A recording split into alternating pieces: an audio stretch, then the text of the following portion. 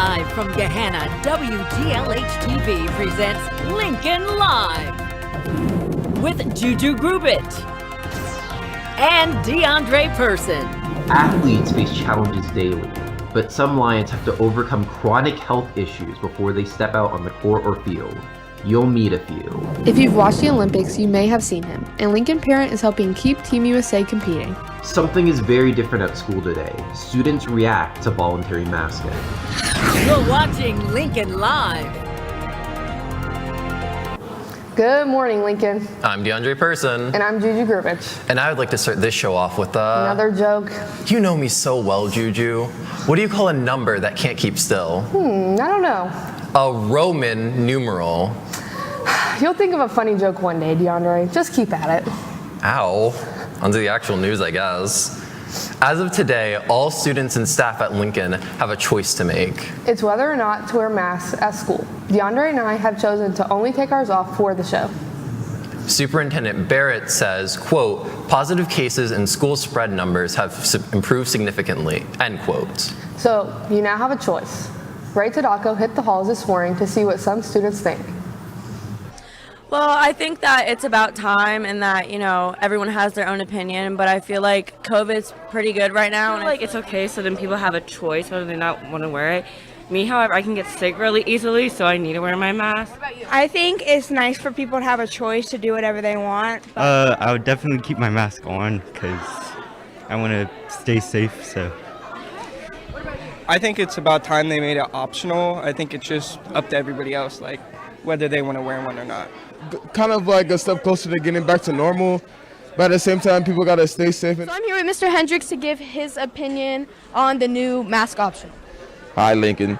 My opinion about the mask mandate, I do believe personally that with the numbers here, I hope that we could still be careful at how we go about wearing and not wearing our masks. Our theater program here at GLHS has a past of putting on many great shows for our community. Some of which have not seen stage lights in 2 years due to COVID-19. Dinner Theater is one of them, and it opens tonight. Here's ITS historian Cheney Smith to tell us all about the performance. Come support live theater this weekend by watching Performance Studio put on the show One Stoplight Town. This show's totally new, published in 2021, so we're probably one of the first schools to put it out there. Basically, it's the stories of the lives of people living in a small town. The show's going to take place Thursday, Friday, and Saturday. On Thursday night, it's going to be a 7 p.m. showing. Tickets are $10. You can get them online or at the door at gahannatheater.com. And then Friday, we are having catering, and so are we Saturdays. It's going to be dinner and a show, and we're going to be serving you in character before the show. So the dinner will start at 6. On Friday, we have Barrel and Boar catering, and on Saturday, we have Olive Garden catering. The tickets for the dinner and the show are $25. If for some reason you don't want the dinner, but you want to still see the show and can't come on Thursday, you can still get a $10 show only ticket if you show up at 7 at the door and buy a ticket there. So come support our show. We would really like to see the audience packed. It's another one of our first live shows since COVID. So yay! One Stoplight Town. Thanks, Shani. At GLHS, there are many clubs where minorities can find a home. One of those groups is Y Men and Y Women, who want all students to join them in celebrating Black History Month starting Tuesday. We caught up with member Brielle Jackson for more information. Next week, we're going to be celebrating Black History Month through a Spirit Week provided by Y Women and Men.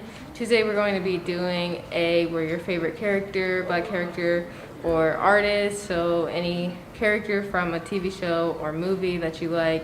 Wednesday, we're going to be doing a wear your favorite HBCU team apparel day, so any historically Black college or university team that you like, you can wear their apparel. Thursday, we're going to be celebrating the Pan-African culture with wearing red and green. And then Friday, we're going to be doing a G-Fresh blackout where you wear your favorite Black Gahanna gear. Thanks, Brielle. If you're a fan of ice skating, hockey, or skiing, you might be keeping up with the Winter Olympics right now. But what you may not know is one Gahanna student has a connection. Sophomore Abby Miser's dad, Dr. Chris Miser, is over in Beijing working as the athletic trainer for the U.S. men's hockey team. We caught up with Abby for more details. He has been to the Olympics before. He went 4 years ago, and he went to South Korea.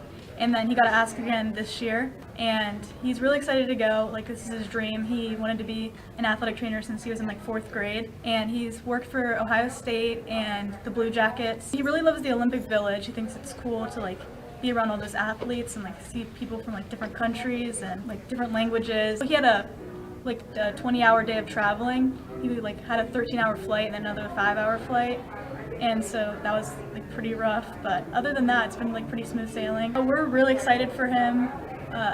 We're excited to watch him. Like, we love seeing him on TV, even if he's just like in the background. Thanks, Abby. Athletes on different teams have one thing in common, and that's playing sports at Lincoln. But a few of these athletes have something that connects them and helps them better understand each other. That's right. Our Jillian Sanders went out to learn how these athletes overcome the health challenges presented to them. Here's Jillian. About 210,000 people under the age of 20 have diabetes. Not every person has the same story of how they found out, though. I found out I had diabetes last May of my junior year. I was 17. I was at a volleyball tournament in Indianapolis, and I was just, peeing a lot, using the bathroom a lot, and my dad was like, let's just go to the emergency room. And we went, and they told us everything, and I was there for about a week, trying to just, find a way how to manage it. So I was 3 years old, and I was losing a ton of weight and drinking a whole lot. I had constant headaches, everything. And my grandpa, who was a doctor, was like, yeah, that's not normal. You need to get to the hospital. And we went to the pediatrician, who immediately sent us to the ER and was like, yeah, that's not, you have diabetes. Dealing with something like this when it's new can have its challenges, especially when playing a sport. It hasn't made much of a difference. It's just knowing my body, when to go, when to stop, and when I feel sick, when I don't. So it's not really it hasn't really changed anything. I definitely have to be more aware of my body and what's going on within me and what's going on in the game and stuff, because it's anything could happen in the game that could easily affect diabetes. Communication with your coach and teammates is also very important. And there's also the whole missing shifts factor. So if I'm low and I have to sit out, that can take a toll on me mentally, because I enjoy playing my sport and I don't want to sit out, but I have to, otherwise I could get hurt. The challenges faced by these athletes are tackled by the need of a support system. My family and I, we're very close, all of us, my cousins, grandparents, everyone. So since day one, they have been insanely supportive. We had a pump party when I got my pump. We had a Dexcom party when I got my sensor. We embrace it and we love it, because it's can't change it. And then my friends and teammates, they're amazing. On the bench, I have my pump with the sensor and things. They're always checking it. If I'm on the ice, if it goes off, they all freak out. They're always offering me food if I'm low. They're always there, and it's just really nice to have that support system. My family and friends, they've been a lot of help. I don't make a big deal out of it, so I ask them not to. So it's just I like to handle things on my own, but if I do need something, they'll always be there for me. Diabetes can only stop the making of insulin, but it doesn't have to stop you.